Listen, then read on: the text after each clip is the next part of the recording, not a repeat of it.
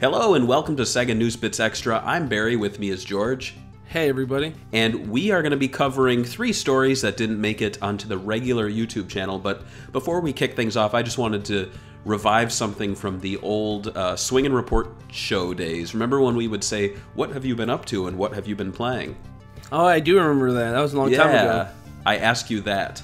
Okay, I've been playing The Legend of Zelda Breath of the Wild. I know, it's really surprising. Like, I bought the game a long time ago and I played it for a little bit and I was like, you know, this whole weapon degrading system, it's not really for me. So I stopped playing it and then I picked it up just randomly the other day and I got addicted to it again. I'm enjoying some of it. I do agree that they make the game really hard on you right when you start off, but then when you start unlocking stuff, you feel a little bit better about everything.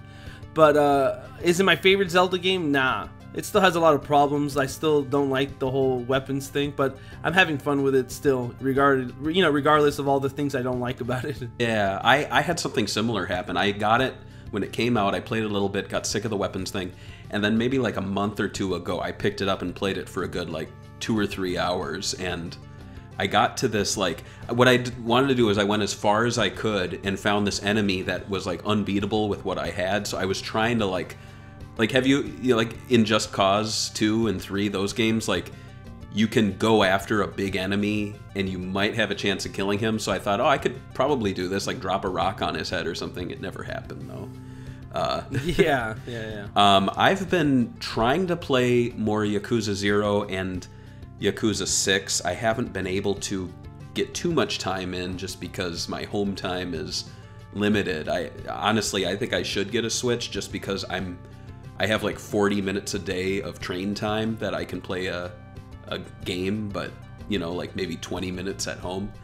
But I did go out shopping at GameStop, or the toy store as I call it now.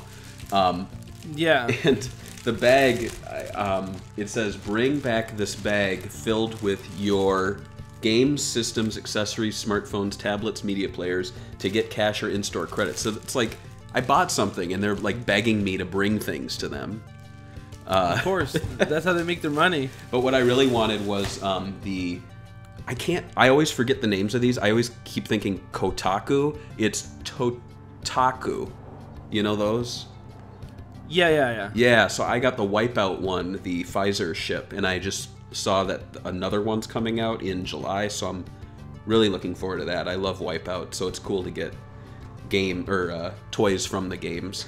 And then, especially at a good price. Yeah, it's $9.99. I did see Parappa the Rapper. I didn't get him though. I do want to get that Sonic that's coming out, I think, in June. And then you're gonna love this one. I got Kinect Star Wars for $4.99.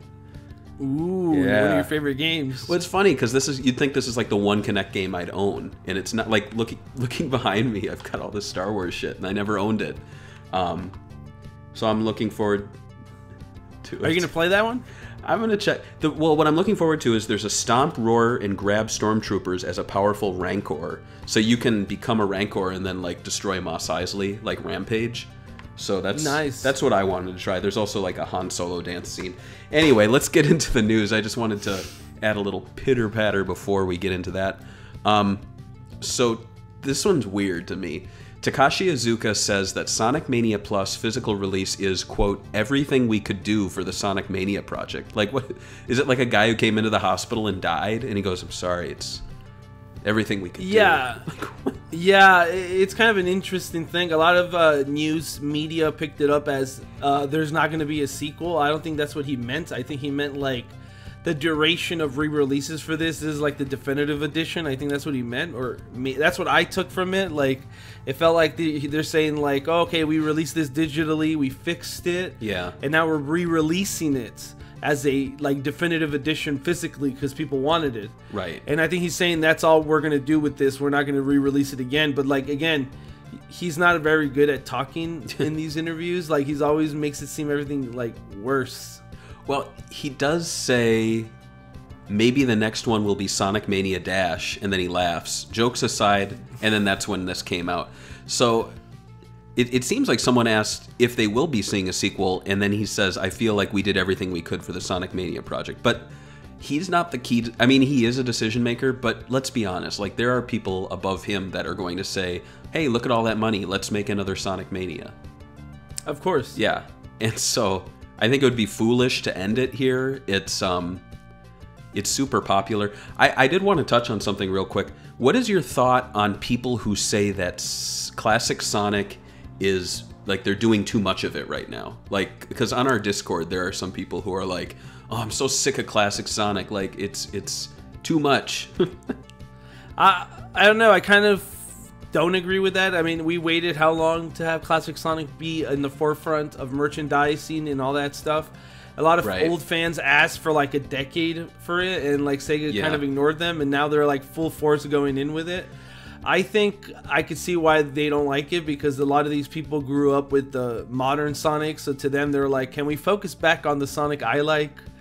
But I mean, you guys did have like 15 years of pure modern Sonic. Yeah, it's been, I think it was 1999, 1998 through to 2010.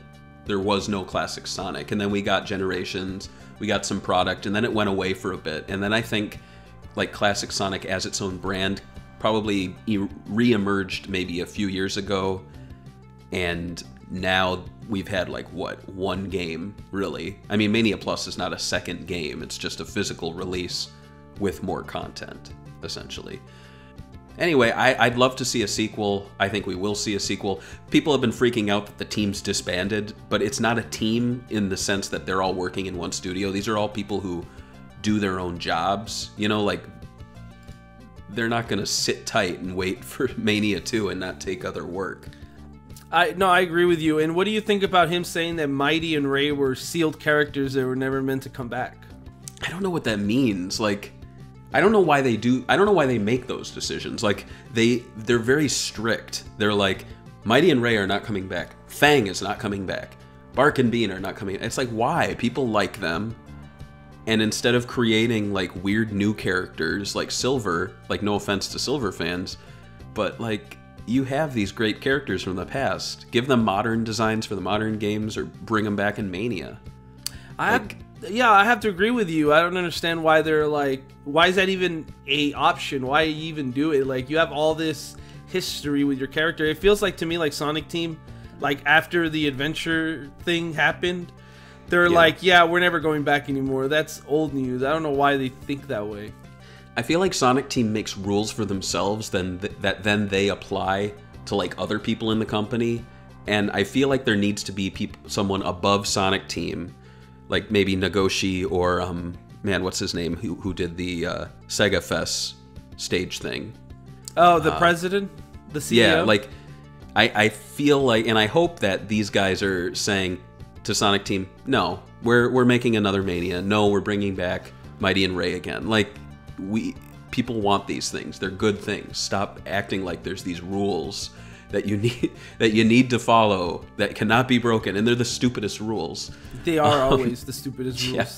Like, I think Sonic Team is at their best when they're told to make games, but they're not making decisions in the sense of like marketing and like what they can and cannot make. Like, it's silly. Next bit of news, Yakuza 6 charts in PAL regions from obscure Japanese game to chart topper. So you wrote this story. What's the info on this? I don't know the exact ones, but it actually, in the PAL regions, like in the UK, it was number 3, I think, and then it dropped down to like way down to number 30 something. Yeah. And then like in Germany it didn't, but like in France, other smaller regions, it was in the top 3 or top 5. And I think one of them was funny because I think one of them had God of War, the new one. I want to say 4, but it's not. It doesn't have a number to it. But the new one, that one charted I think 3 times because they had a special edition, collector's edition, and like another re-release SKU or whatever they call them, where they they chart them separately. So God of War is obviously a bit way bigger, more popular title than Yakuza. But the fact is that like Yakuza, when it used to come out, nobody knew what it was, and now we're in a situation where you go to GameStop and they have like Yakuza 6 posters and like pre-order Yakuza 6, and it's like, oh man, I remember when I pre-ordered Yakuza 2 on the PlayStation 2, and I went in to get it, and the lady's like, "What's this? I never heard of this game. What is this? Yakuza 2, is it any good? I never heard of it. We only got one copy because you pre-ordered it." I was like, I'm okay with that. Ouch. But yeah, so now it's like a big flip for the franchise, and I don't know, I feel pretty good about it. How do you feel about that? I feel great. I think it's interesting you were bringing up God of War, you were forgetting the numbering. I feel like that's what SEGA would like to move into. Like, I think if SEGA of America had complete say, it would be called Yakuza The Song of Life, and they would drop the 6. Because, like, imagine this coming out, and people, because I feel like a lot of people were going, I didn't play the first 5. And we have people in our Discord going, you know what, I'm going to hold off on buying it until I play 1 through 5. And I'm like, no, buy it, because it's either going to go up in price or you're just not going to own it for a long time. Like, just have it and play it a little bit, like experience it. But yeah, the numbers, I feel like they need to drop them moving forward. Yeah, I don't see no reason to have the numbers anymore. I do think that they should, you know, it's kind of like rebooted, but like, I don't know. I'm hoping that this Yakuza 6 does a lot better than Yakuza 0, because I feel like they put a lot more work into Yakuza 6. It's a lot better structured game. The way it all feels together, it's a lot better. I'm surprised it didn't get higher ratings in Metacritic, to be honest with you. Yeah, that is strange. It's a great game from what I've experienced. Next bit of news, Data Discs has announced Space Harrier on vinyl, and now it's out for purchase. Did you jump on this? There was a beautiful translucent light green with purple green splatter and 3D lenticular cover. Did you get that? Of course I got that. I mean, I was gonna, you knew I was gonna get it when it was announced. Yeah. I have all of them. I think the only one I'm missing is actually Streets of Rage 3, and that's because I wasn't home that day when they released it, so I didn't get a special edition version. I'm thinking of like overpaying and just getting it online so I could complete the collection. They're also announced that they're going to do Capcom releases, so they're going to continue to take my money, and I'm going to be broke forever. But I really love their releases. I think they do a good job, and this one looks pretty insane. Space Harrier is a great soundtrack. It's one of those games that you like it. It's like it touches a nerve, right? It has this, we've done a lot of content on Space Harrier. Yeah, I not too long ago came out and said, I mean, I finally came out that Space Harrier is my favorite arcade game. Like, it was one of those things where I would always throw something out that was at the top of my mind, but like every time I see this game, I need to play it until it gets to the end screen. Like, you know, I can't avoid it. Yeah, there's something about this game that's pretty incredible. I like the psychedelic, you know, look they have. It's very unique arcade game. AM2 hasn't really done anything like that since. So it's very, and the soundtrack's really good. It's the same composer that did Outrun, which is one of my favorite soundtracks. There's a lot of good tracks on it. I mean, you picked it up too? Which version did you pick up? So the thing is, you know, I have baby in the house, and so I was doing something at 10 a.m. on Saturday, and I completely forgot that that's when the emails hit, and it was like 10:45, and I got the email, and I was sitting there, and I looked, and I missed out on the special edition, but I did get the translucent dark green one, which, to be honest, like, it's all about the record. Like, the lenticular thing will be cool, but it's not like that's what I'm listening to. The only thing is I'm gonna like kick myself if you get one of the randomly inserted hero autographs. You know? Dude, that'd be great if I do. I've never gotten it. They did one for Outrun. I didn't get it either. I bought 2 because me and my brother buys them too sometimes, and he's like, I need Outrun, so order 2. So I ordered 2, and I'm like, one of us is gonna get it, and if it comes in the package, I'm getting whatever has the autograph. But we didn't get it. Nice. Yeah, but I'm looking forward to it. I'm looking forward to the Sega Sound Team Band track that's going to be on there. That's going to be really cool. I wonder, because I've listened to it online, and I'm wondering how high quality it's going to be, because the online versions aren't that great. Yeah, I know. Hopefully it's a master mix. Yeah, I'm hoping it's, and I think it will be. It's probably going to sound awesome. But yeah, this one and Jet Set Radio are the ones where I'm like buying day one, and I'm still waiting on that Jet Set Radio. I still think Devil's Contract Special Edition, if they can get that like image put there. Otherwise, just do like a red and black splatter. And they could also do Crazy Taxi, but like I think they're gonna run into a lot of copyright content on Jet Set Radio, maybe, and especially Crazy Taxi. Yeah, I think Jet Set Radio would probably only have the Hideki Naganuma tracks. It's probably not going to have anything else, which is fine because he can easily fill a single LP. But given the, I don't know, I feel like that's a double LP set. Like, that deserves double. I do too. There's some of them that they do double, some they don't. They usually cost a little more if they do double. I think Jet Set Radio deserves even a limited edition where it's like a box set or something, like insane. Just a little more extra, because I think there's so much nice graphics and like work that could be done into a Jet Set Radio release. Absolutely.